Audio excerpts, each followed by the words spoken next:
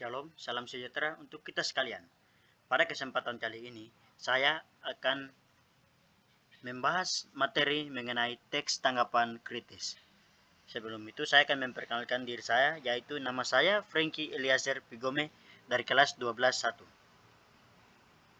Langsung saja kita masuk ke materi pembahasannya. Pengertian. Teks tanggapan adalah teks yang berisi pendapat mengenai suatu karya dengan cara mengkritik apabila karya itu masih memiliki kekurangan atau memuji jika karya itu dianggap bagus. Pujian atau kritik tersebut pun harus disertai dengan alasan yang logis serta menggunakan bahasa yang baik, lugas, tegas, dan santun. Jenis-jenis. Yang pertama, teks kritik. Berisi analisis mendalam untuk menilai kualitas suatu karya, seperti karya sastra, karya seni, film, atau tindakan secara objektif. Tujuannya adalah menunjukkan kelebihan dan kekurangan agar menjadi bahan perbaikan atau evaluasi bagi pembuat karya. Yang kedua, teks esai. Tanggapan yang bersifat jenis personal dan subjektif terhadap suatu isu atau fenomena. Penulis menyampaikan sudut pandang pribadinya dengan argumen yang logis, namun tidak selalu harus memberikan penilaian menyeluruh layaknya kritik. Yang ketiga, teks pujian. Tanggapan yang fokus pada memberikan apresiasi, penghargaan, atau pernyataan positif terhadap suatu keberhasilan atau keunggulan karya atau isu tertentu. 4. Teks sanggahan atau penolakan. Jenis tanggapan kritis yang berisi ketidaksetujuan terhadap suatu pendapat atau kebijakan. Sanggahan ini harus didasarkan pada alasan, fakta, dan data yang kuat agar tidak menjadi sekadar celaan. Ciri-ciri.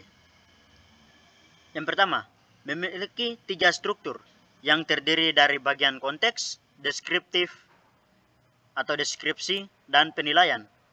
Yang kedua, berisi fenomena yang sesuai dengan kenyataan atau fakta, diikuti alasan yang logis dan menguatkan. Yang ketiga, bahasa yang digunakan pada teks tanggapan harus santun, jelas, dan logis. Struktur.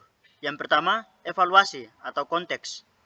Bagian awal yang berisi pernyataan umum mengenai apa yang akan ditanggapi atau dikritik, seperti pengenalan topik, masalah, atau karya yang dibahas. Yang kedua, deskripsi, teks atau isi. Bagian tengah yang memuat informasi detail, alasan atau argumen yang mendukung maupun menolak pernyataan. Di sini si penulis menyampaikan pendapat pribadinya dengan didukung fakta dan data objektif. Yang ketiga, penegasan ulang atau penutup. Bagian akhir yang menyimpulkan hasil penilaian ini berisi saran, rekomendasi, atau penegasan kembali mengenai isu yang ditanggapi berdasarkan deskripsi yang telah dipaparkan. Kebahasaan. Yang pertama, kalimat kompleks atau majemuk.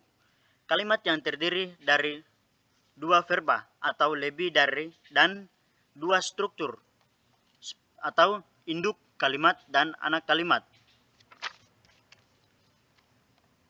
Tujuannya untuk menjelaskan informasi secara detail.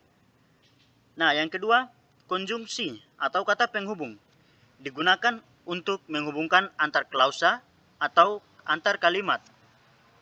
Contohnya, kareng, na, bahwa, atau dan namun.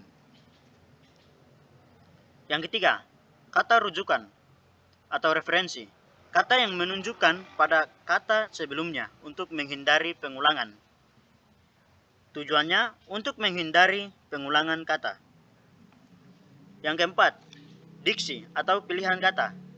Pilihan kata yang tepat dan objektif untuk menyampaikan pandangan atau pujian atau kritik. Tujuannya agar tidak terkesan subjektif atau emosional.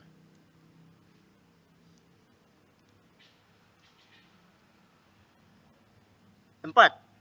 Diksi atau pilihan kata. pemilihan kata yang tepat dan objektif untuk menyampaikan pandangan atau pujian atau kritik. Yang kelima, kalimat deskriptif. Kalimat yang menggambarkan objek atau peristiwa secara rinci.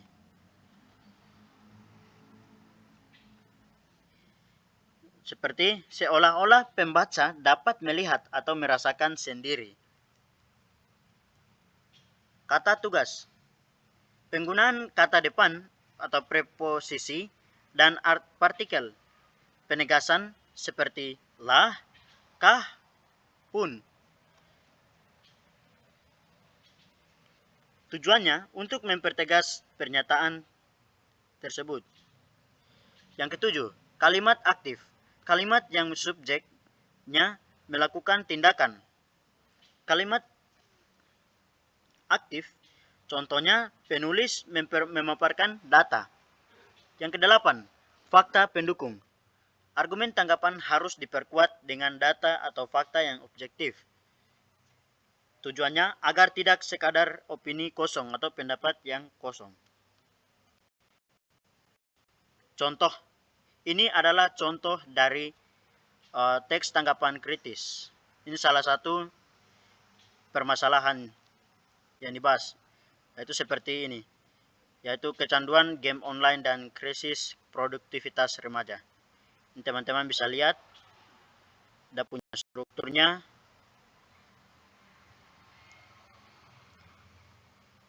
Sekian dari video kami, terima kasih. Jika ada kesalahan, saya mohon maaf, karena kita manusia semua belajar dari kesalahan. God bless you.